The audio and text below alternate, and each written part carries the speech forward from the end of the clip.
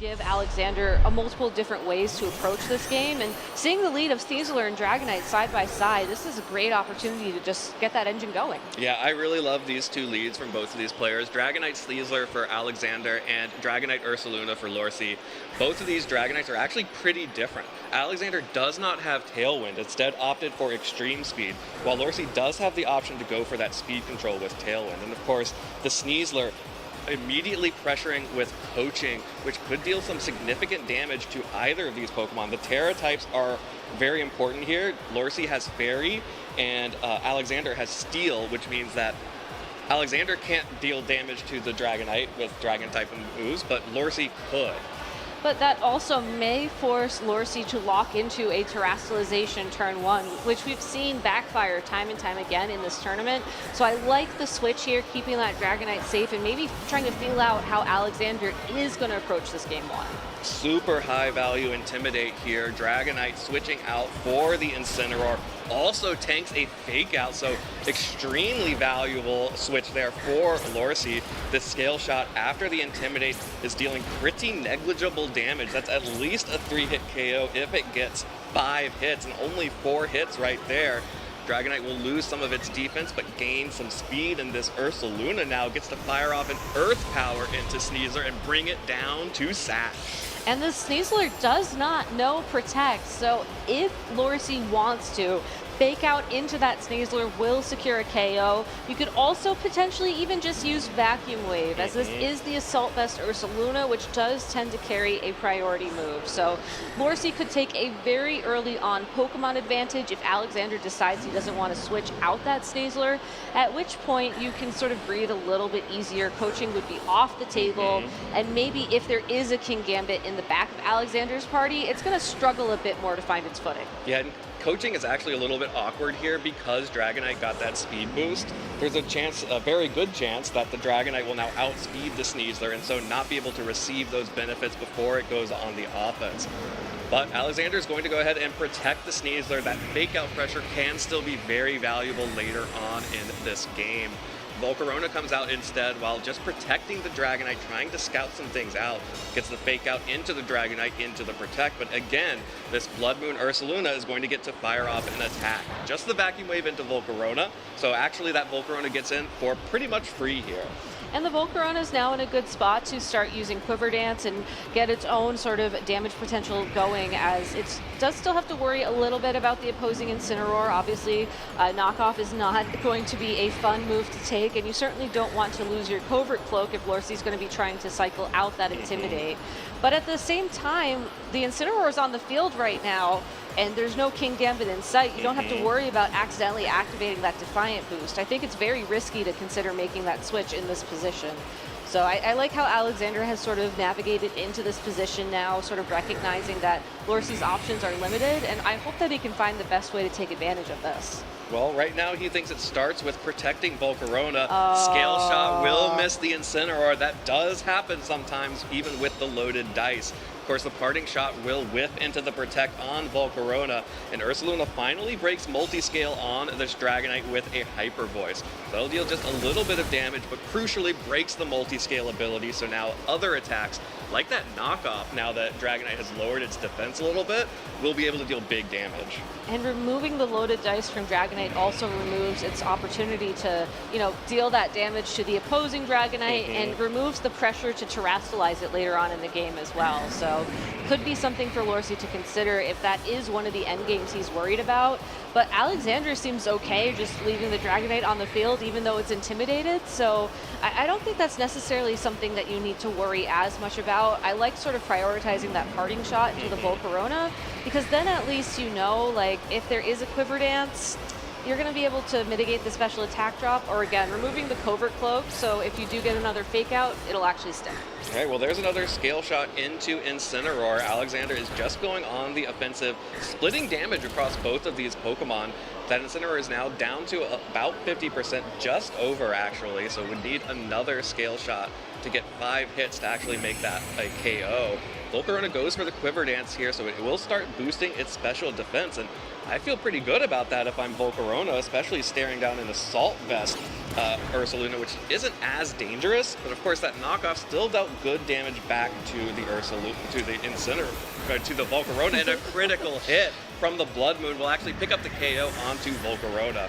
The sheer power of Blood Moon may have still been able to pick that up with the double up, though. It was looking very close, if I had to guess. So unfortunately for Alexander, that's another piece just gone from the board. And with the Sneasler in the back with a single health point, you do have to wonder if you try and make a switch here with the Dragonite, regain that attack dropped, or do you just stay the course and hope that your Rillaboom can land enough Wood Hammers to start making a difference? I believe you said it would take about 2 scale shots to pick up the KO on that Incineroar at this point in time. You know, that does seem like time that Alexander has. Lorcy seems to be giving it to him at this point in time, so maybe that's the risk you take. Yeah, I think part of that is we've seen the final Pokemon for Lorcy is that Golden Go in the back. And with that Dragonite only having Scale Shot and Extreme Speed, with Sneasler only having Dire Claw in close combat, the only Pokemon that Lorcy should be worried about right now is the Rillaboom. Yeah, exactly. And I do think that given Lorcy's endgame, like you just mentioned, the best play here would be to preserve the Intimidate, maybe try to avoid a fake out attack with this Scale Shot combo. But it does look like Scale Shot will connect with the Ursaluna instead. Yeah, dealing about 15 damage per hit, so definitely would need another Scale Shot after this to pick up the KO. Rillaboom did not go for a Grassy Glide on that attack, so if it is targeting down the Ursaluna, it will be a Wood Hammer, but it's actually a high horsepower catching it on the switch-in, and that actually now makes things more dangerous. Now Lorcy has to worry about the other Pokemon on the team, because a Scale Shot into that Golden Go plus a Grassy Glide could be enough to pick up that KO now. It could, but Golden Go does have access to Protect, and it does seem like Lorcy's going to wait a turn, and I like that because we saw how much the Hyper Voice did. It's possible that a Blood Moon could pick up the KO on Dragonite. It's possible that 2 Hyper Voices, I think, would definitely get there at this point, and really, once you get it down to, like, I don't know, maybe a 3 or 4v1 at this point, I do think that Lorcy will win at that point, pretty much guaranteed.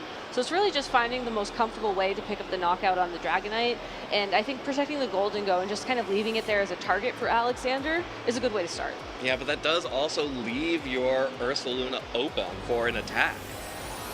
That is true. It's really hard. This is one of those moments where you have to correctly pick your targets here, and that's going to be the Terra Steel for Dragonite on Alexander's side, hoping to resist a Hyper Voice and potentially get another turn of that Dragonite. Golden Go does go for the Protect here, like you called out, to protect itself from any attacks from the Dragonite or the Rillaboom. Splitting damage, at least for the start here, going for the Scale Shot into Golden Go. That Dragonite will deal no damage, and the Wood Hammer now connects onto Ursaluna. Right. So by splitting the damage there, Alexander covers for most options, and Incineroar does get to come in here, will put an Intimidate down onto both of these Pokemon, and does have fake out pressure to potentially sneak something in here, but oh, and there's still Dragonite in the back. Yeah, I mean, that was the piece that was missing a little bit. We do still have to worry about the Dragonite on Lorcy's side of the field, and I mean, it does only know Scale Shot, so, you know, that is something to consider as well, but I do think that overall, Alexander's best way into the game at this point to regain the momentum lost was to make that call correctly. Yeah. It's to now drop the Intimidate, probably on the Rillaboom. I think that the Rillaboom's high horsepower is probably your best bet at dealing damage at this point, especially given that 5 Scale Shots is going to have a really high chance of critting at that point, and the health is really starting to trickle down on the other Pokemon. And then when Rillaboom comes back in, you just hope that you can land your high horsepowers fast enough. Well, we're going to have to see what Lorcy is going to target here and how Alexander is going to try and claw his way back into this endgame, because there is still that full health Dragonite in the back. It was there from the start, retreated, and then I totally forgot about it. But here comes the fake out from Incineroar. Lorcy making the call correctly, targeting down the Rillaboom, but of course, again, also splitting damage there. Dragonite protecting itself from the Shadow Ball on Golden Go, and instead just sort of a wasted turn here. Nothing really gets advanced here except that a little bit of grassy terrain recovery, which is going to be very important for that Golden Go. I know. Well, also on the Dragonite too, I think. I really like how the Steel-type terastallization made it so that it finally touches the ground with that grassy terrain. I know it still looks like it's flying, but it's not. It's going to get the grassy terrain recovery. And I think that's going to start adding up a little bit over time. Whether or not it'll add up enough to make a difference, it's tough to say. But, with that protect there especially, and if we see Alexander start going for, attack, protect, I do think that's an indication that he is hoping that those grassy terrain heals are going to add up to something significant. So I'm really excited to see just where this end game goes, as once again, it does seem like resetting the stats is the key here. Yeah, making sure that all stat changes are eliminated. That does include the speed boost on Dragonite, but also the defense drop. Shadow Ball does not pick up the KO. Dragonite just barely hangs on there, but the knockoff will clean that up there. So Dragonite does now go down to that double target. Rillaboom will be able to make an attack here, but with just the 1 HP Sneasler in the back and with 3 Pokemon remaining for Joshua Lorcy. Oh, too loud because Incineroar did go down, but that Dragonite should still be more than enough to make something happen. Yeah, that haze. With one exception, yes. Sneasler does have Dire Claw. Oh, you've put it into the universe, Evan. Oh no. All right, well, I'm going to let you consider that for a moment. That haze was such a high-risk play. You really wanted to keep your speed boost, and I think you really had to prioritize the damage there and just accept that even though haze would clear off your defense boosts on the Dragonite and theoretically give you a chance to maybe keep your Dragonite in the game longer, I do think that the outcome of that turn was the likely, consequence of using that haze. You're just going to take damage and ultimately be knocked out. And Sneasler, yes, you're going to get one guaranteed turn here as there are no priority moves on the field anymore. I do have to worry that it's not going to be able to find value in that single turn that Dragonite could have found over maybe a turn or 2 more of Scale Shots. Yeah, I still think that even if Dire Claw does Dire Claw things, Lorcy is in a very good position here. Was that a double protect on Lorcy's side? Just both Pokemon protecting. I don't believe that another Pokemon protected the previous turn, but just trying to dodge Fake Out from the Fake Out pressure of the Sneasler. But Alexander just used Coaching instead of Fake Out. Alexander just used Coaching, so snuck that one in, but Sneasler's still going to need to get a good roll on that Dragonite. Otherwise, a Make It Rain will definitely knock it out and deal good damage to the Rillaboom. And that Coaching just puts Rillaboom back to neutral, and it only has grass-type attacks to attack the Dragonite, which can resist that very handily. But Haze already put it back to neutral. Oh, that's right. So now it's at plus +1. one. So, I mean, yes, this Dire Claw still matters, and that is a big paralysis right there. Lock in Dragonite. And that Make It Rain still matters, and that Rillaboom is still in danger. But +1 attack does change things significantly, assuming we enter the 1v1 real soon. Yeah. Okay, here we go.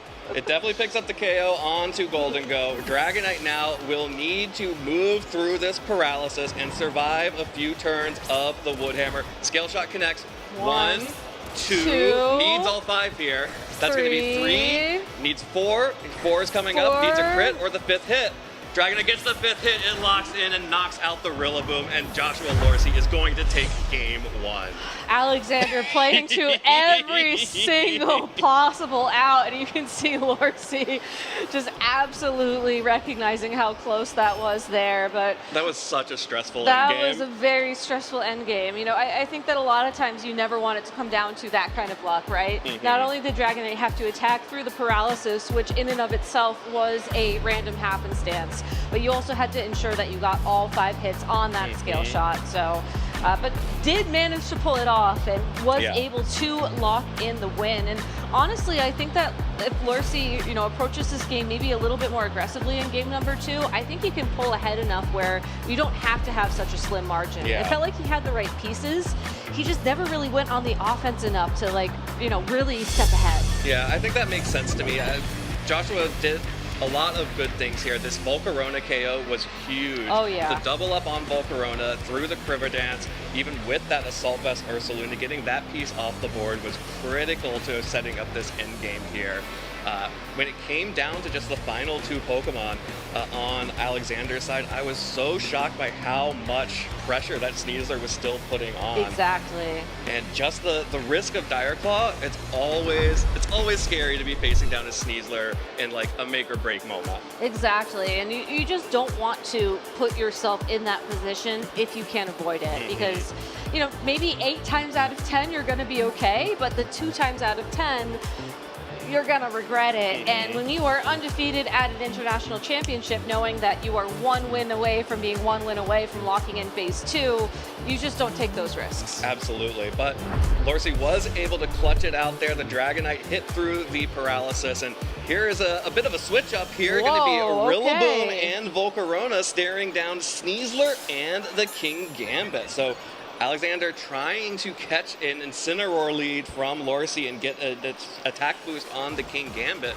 but it's also just happy to receive one from Sneasler. I was going to say, could potentially receive a coaching boost here from the Sneasler, but that Volcarona is still going to be a huge threat on Lorcy's side of the field, as it does have the opportunity to go for a Quiver Dance. It can also just go straight for a Flamethrower if Lorcy is expecting Alexander to take this first turn to try and set up on that King Gambit. Of course, there are 2 fake outs in play as well, so it's possible we'll see these trainers just trade fake out for a turn while, King Gambit and Volcarona just take a moment to take a breath and recover from that end game. But with King Gambit being saved for later, I really like that Alexander is saving it for later, but I think now Lorcy has to adjust and ensure that he has a Pokemon that can take that down saved in the back too. Okay, Volcarona switching in for Alexander, and the Poison Touch activating on the fake out. That's going to really cut into the survivability of Lorcy's Volcarona.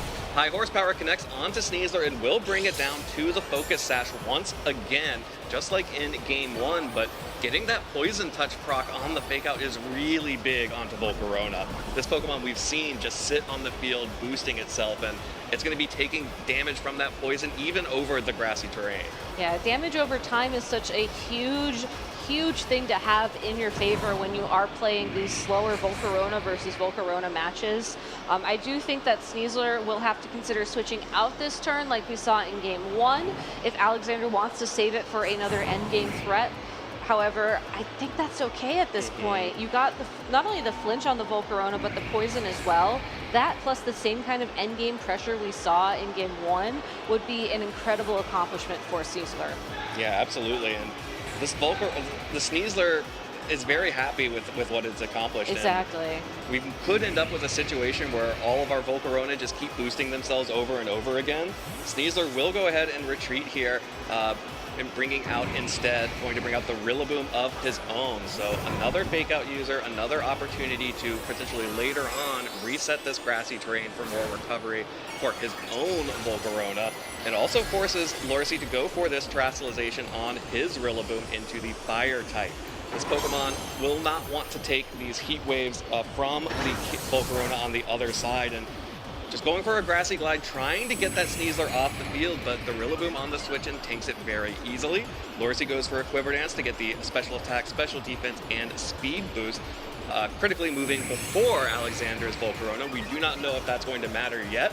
We'll have a few more turns to see how these Volcarona match up on the speed tiers. But that's exactly something you do want to be paying attention to, because otherwise, since both their special attack and special defense are getting boosted, at least in terms of the Volcarona versus Volcarona endgame, as far as we know right now, it's really just the poison that's giving Alexander a slight edge. Yeah, and that is a pretty good edge. Yeah, it's more than slight, and it's going to be getting more than slight as every turn passes. Yeah, and actually, by having Rillaboom come in, there is also an opportunity for Alexander to start getting ahead of the Quiver Dances on his Volcarona with that fake out pressure, but we'll be risking Flame Body procs as well. I wasn't going to say it. Look. You said it.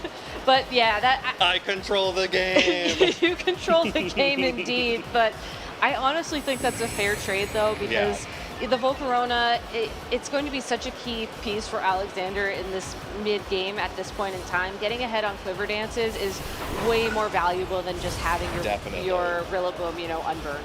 Yeah, and this Woodhammer is just not dealing enough damage into the Volcarona. It's going to be happy to potentially take another turn to protect and get another turn of grassy terrain recovery. We'll need to switch out one of these Rillabooms soon to reset the grassy terrain, but Alexander is so far ahead with that Volcarona right now that I think he's happy to let, I'm good with what we've got here. If the grassy terrain goes away, you're going to start taking double damage from that poison. So Exactly, and this is how you want to play these Volcarona teams at the end of the day. You want to get ahead of the Quiver Dance trade if there is a trade in play, and then you play the my opponent doesn't know how to deal damage to my Volcarona game, which is very easy. Your opponent does not know how to deal damage. and that's what can make these teams so frustrating as well. You know, I think we've had the benefit of seeing the back of Lorcy's party, and I do think that he has a couple of options here to hit this Volcarona physically, which is what you have to do in this situation. And the Terrifier on that Rillaboom helps as well, but if it protects, you can't do that damage either. Yep, you can see the pressure that this Volcarona getting ahead in Quiver Dances is really putting on Lorcy. Yeah. Double targeting into that Pokemon makes it very easy for Alexander to go for a Protect here, because even if you get the turn wrong, you're still even on Quiver Dances at least. And unfortunately does also miss the high horsepower into the Terrifier Rillaboom, which would have gotten him even further ahead, but not as damaging because of that burn on the Rillaboom. Exactly. The key thing, again, to keep an eye out for here is, one, how much poison damage is on Lorcy's Volcarona, and two, how much damage is Lorcy able to connect to the opposing Volcarona. And I think the other thing to keep an eye out for as well is, given that Alexander does have the Kingambit in the back of his party, start keeping an eye out for when these Pokemon hit that critical 50%-ish mark in terms of their health.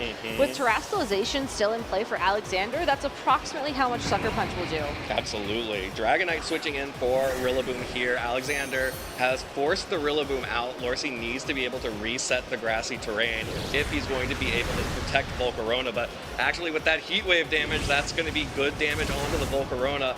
Will be able to, I believe, if the grassy terrain expires here, I don't remember which order it goes in, but may be able to pick up the KO with the grassy terrain will be able to pick up the heal onto Volcarona, but I think that's still enough damage with the poison to knock it out. There it goes. Yeah, so Volcarona, I really think it did its best there with that final flamethrower. It got damage down. It got damage down, and you can also see, I think, the critical difference between running flamethrower and heat wave in terms of just the damage potential of those two attacks. You know, it's only a small difference in base power, but it really did feel significant in terms of getting Lorcy back into the damage trade game with that Pokemon. Now with two physical attackers on the field, at least, the special defense of that Pokemon doesn't matter as much, but the speed and the special attack boost very much do. Yeah, and the Terastallization still being available for Alexander, which is going to be on the Volcarona, the fairy typing. So Dragonite, if Volcarona Terastallizes, will not be able to deal any damage to it. Yeah. The saving grace here is that Alexander doesn't have a way to reduce the damage of this Incineroar, so a Flare Blitz should still be able, at this point, to deal enough damage to that Volcarona. If it doesn't Terastallize? Oh, sorry, it's only knockoff. So yeah, actually, Lorcy's in trouble. Yeah, also that. I think Alexander has to Terastallize the Volcarona this turn, partially to ensure that Dragonite can't deal any damage to it, but also to ensure that that knockoff is also, you know, really, really weakened. Yeah, absolutely. A Terastallization on Volcarona feels very safe here, and very much is what Alexander is going to go for here. Volcarona Terastallizing into the fairy typing means that it will no longer be able to have any damage taken by the Dragonite and will resist the knockoff from Incineroar. And with just the Rillaboom in the back, Lorcy's going to need to use that Pokemon with that Miracle Seed to get some damage down onto the Volcarona, but that could be difficult unless he's going to be able to pivot this Incineroar out and get the Rillaboom back in, which is exactly what he goes for. And that's sort of what Alexander wants with that Kingambit returning to the field. You know, yes, the Rillaboom will be on the field for now, but if Lorcy doesn't find a way to knock out or otherwise force that Kingambit off the field before the Incineroar makes a return, that Kingambit is going to get the Defiance boost. You know, its attack will drop and then be immediately boosted 2 stages, so it'll get a net gain of 1 stage of attack. And that Sucker Punch will be going fast, will be going first, and will be doing a lot of damage. Yeah, but I think it actually might be kind of difficult for Kingambit to start getting those opportunities. Dragonite has the ability to set up a Tailwind, still has the multi-scale intact, and Rillaboom, you know, being able to threaten with high horsepower damage or Woodhammers into the Volcarona, that makes it a little bit trickier here. There's the Tailwind coming up from Dragonite. Will mean that Joshua Lorcy gets a 2-stage speed boost to both Pokemon, goes for the Woodhammer again into the Volcarona, which means that that Pokemon is going to be safe for another turn, and Kingambit gets to do whatever. Isn't going for a boost, just goes for a Kowtow Cleavin'. That's the damage that it does with the Yeah. black glasses. You don't need a boost if you're going to be doing about, what was that, 70% to the Rillaboom as is. That is such an incredibly powerful attack, and this is why I think King Gambit is starting to make a bit of a resurgence in the metagame right now. But, you know, the Tailwind on the field does give Lorcy the opportunity to move first, again, assuming there is no Sucker Punch in play. And given how much that Kowtow Cleave did to that Rillaboom, I want to say it's a roll to whether or not it'll take the Sucker Punch at this point. So if it's able to hang on, it's not. It's not able to hang on. Rillaboom goes down to the Sucker Punch, and that means that this Dragonite is unable to damage the Volcarona. And the Incineroar, just with a knockoff in the back, not going to be able to break that Pokemon either. This Terra Blast, though, into the Dragonite with multi-scale is not able to pick up the KO, which is good to note. We'll be able to get the Haze off here, which could have been really important if the Dragonite had been able to get that in a little bit earlier, but Yeah. at this point, getting the boost over onto King Gambit, really difficult to see how Lorcy gets out of this one. Yeah. I'm wondering if what would have happened if the Haze would have, you know, been prioritized over the Tailwind initially on that Dragonite, so that Volcarona's initial Terra Blast would have done a little bit less damage to that Dragonite. But in the end, I think locking in that Fairy-type Terrestrialization was the turn that won the game for Alexander, so probably not as big of a deal as it seemed of in that moment. Now, had Lorcy gotten that Dragonite on the field a lot earlier, maybe, and then gone for the Haze earlier on in the game, maybe back when we were in the middle of those Quiver Dance trades, I think that would have been way more significant. And that, if there is no Pokemon adjustment from Lorcy, that could be the play style adjustment he needs to get back in the game for Game 3. Totally. Very important information on playstyle with regards to the Volcarona in for both players in that game. Have to wonder if Lorcy's going to want to go back to the Volcarona or go back to the Golden Go that worked out in Game 1 for him. But also, very cool to see from Alexander just how he was able to stagger those fake outs, starting from the very beginning with the Sneasler, and of course getting the Poison Touch proc, being able to put so much of a timer on Lorcy's own Volcarona, really put the pressure down and made it really difficult for Lorcy to keep up with the Quiver Dances coming out from Alex's. I don't know if you can go back to Golden Go, given that your opponent just brought the King Gambit and the Volcarona to game number 2. As tempting as it would be, given how well it did for you in game number 1, that is a huge risk. Yeah. Like, if we see Golden Go in game number 3, that is Lorcy making a very difficult call in this team preview stage, where he's saying, I know that King Gambit Volcarona did amazing for you in this previous game, but I think you're going to mix things up and try to catch me off guard. I don't think Alexander necessarily needs to take that big of a risk, given how that game 2 went. I think he just has to keep, you know, playing like he did previously, making sure that the Volcarona and the King Gambit are staggered appropriately. Maybe getting a little bit more out of the Sneasler, you know, fake out into the Poison Touch was great, but being able to land a coaching might be even better. Yeah, absolutely. But here we go into Game 3. Rillaboom, King Gambit up against Ursaluna and Dragonite. Couple things I like about this. The Ursaluna is one of the only Pokemon that can hit that King Gambit for super effective damage. Does have to risk being on the field alongside the Rillaboom, but definitely gives Lorcy a lot more offensive pressure than before. Also doesn't have to risk that for long, given what Lorcy's considering for this first turn.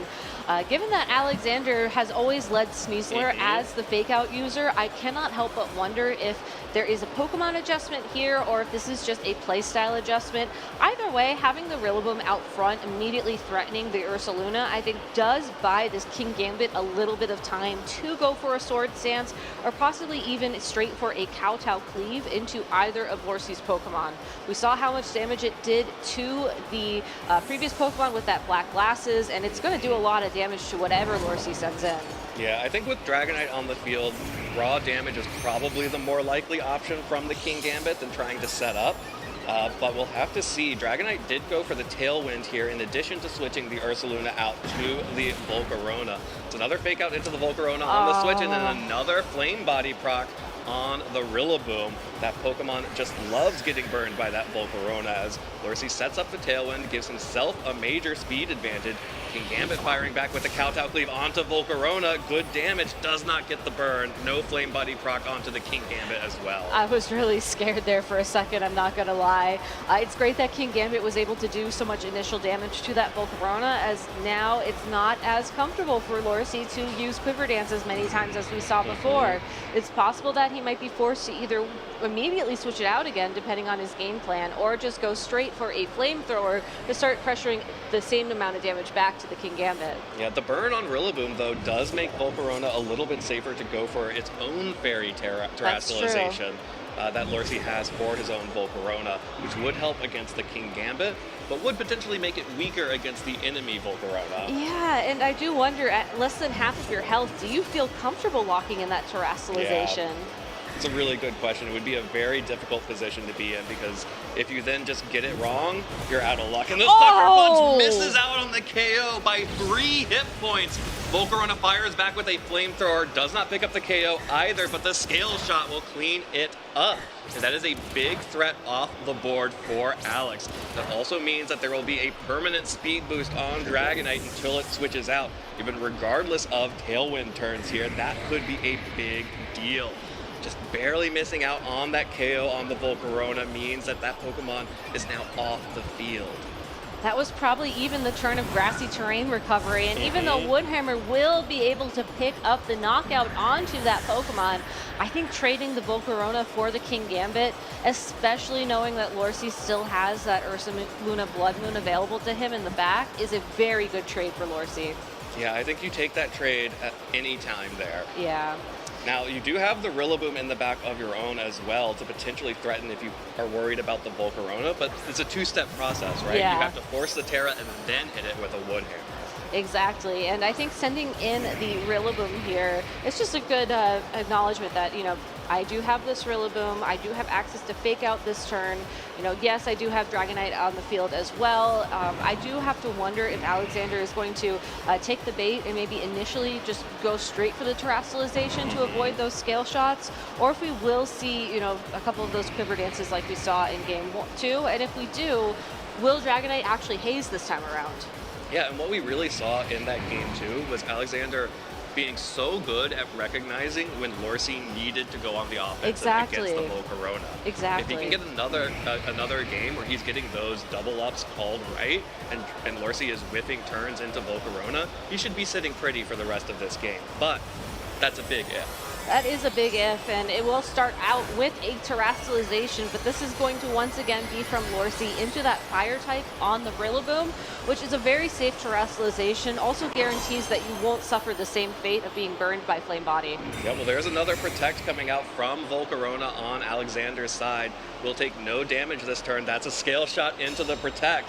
Is that also a Woodhammer into the Protect as well? I believe it is. That is another turn that Alexander gets completely correct, dodging all of the damage while Lorcy is just trying to go on the offensive, and even more, called out the Terastallization with that high horsepower.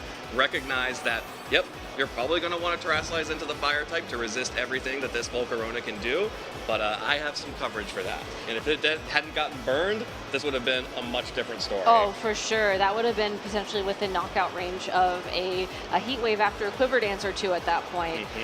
But then you have to ask, what's the final Pokemon in the back? Like, what is Alexander trying to open up the opportunity for knockouts for? If it is going to be that Sneasler once again, you really have to start worrying about the speed control options on the field, because you need Sneasler to be the fastest thing to land close combat to pick up the KOs, which is just something we haven't seen it do yet. Oh, calls out the lack of Terastallization again. That's a Scale Shot into the Volcarona. 3 hits, 4 hits, doesn't get a 5th hit. It's still not going to be enough to pick up the KO regardless, but that is big damage onto Volcarona. Alexander just lets Volcarona tank that Scale Shot. Here's the Woodhammer with a 5th hit. It would have picked up the KO, but unable to secure the KO this turn. And the Heat Wave from Volcarona will deal a decent amount of damage to Rillaboom and gets the burn onto Dragonite in addition to breaking the multi-scale. That poor Dragonite, that's not the Pokemon you want to see a burn on, but at the same time, Scale Shot was not doing the most amount of damage relative to the Woodhammer. So all things considered, Dragonite's best options for Lorcy at this point in time is going to be ensuring Tailwind is on the field for when the Blood Moon Ursaluna makes a return.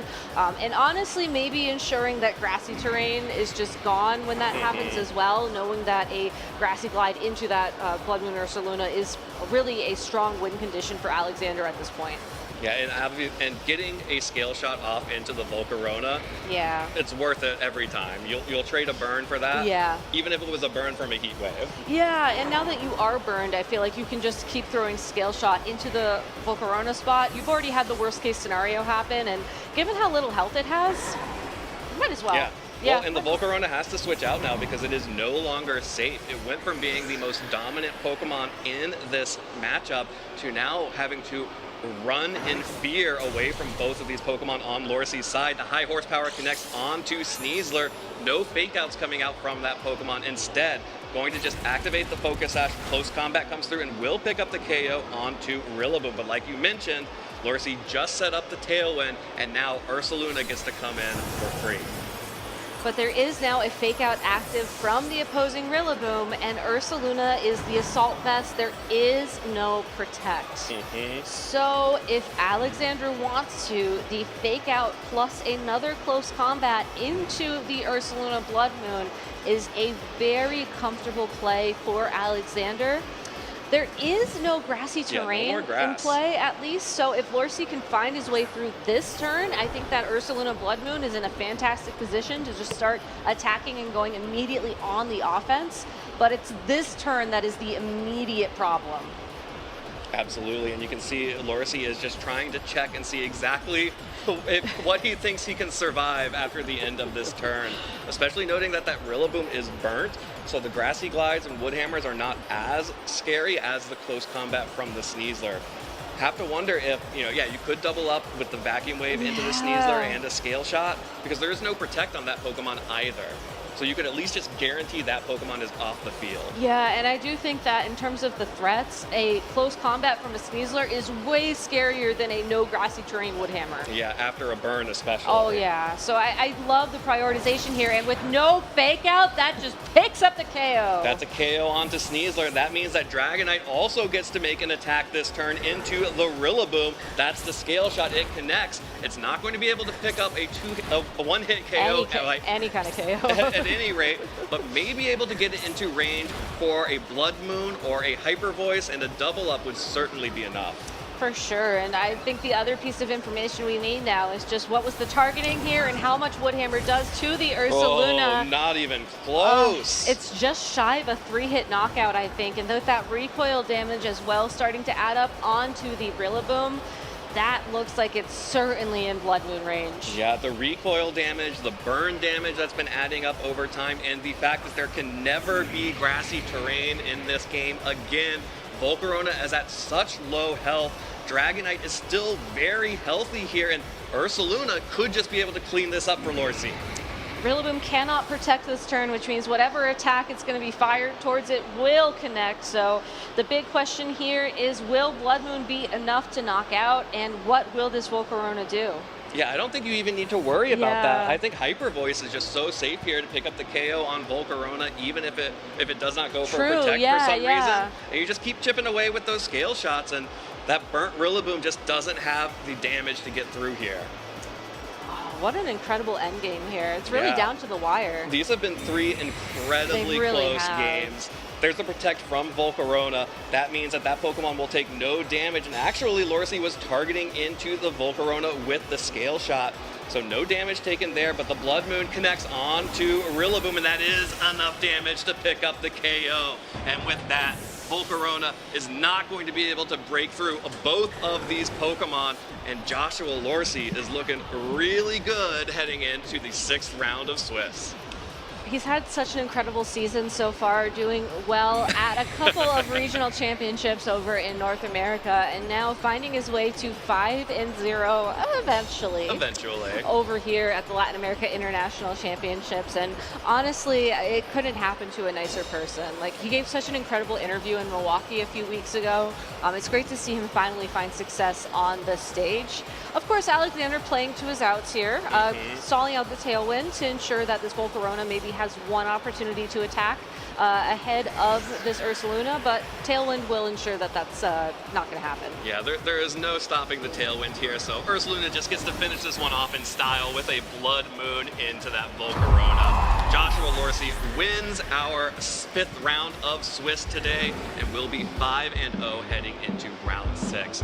And like you mentioned, this has been an incredible season for Lorcy so far. Top 8 in Pittsburgh, finals in Milwaukee. He is still looking for his championship win, and if he plays like he played in this stream set, by the way, this is a man who has been very vocal about how he always loses on stream.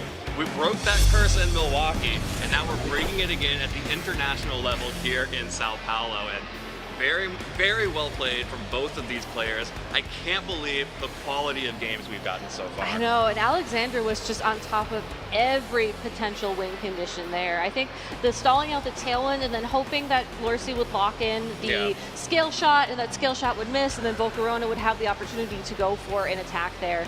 Ultimately, did not work out in that game 3, but even in games 1 and 2, just kept everything down to the last possible moment, and that's exactly why, you know, he was a trainer that we mentioned that we should keep an eye on this weekend, because he did very well in Las Vegas. He's doing incredibly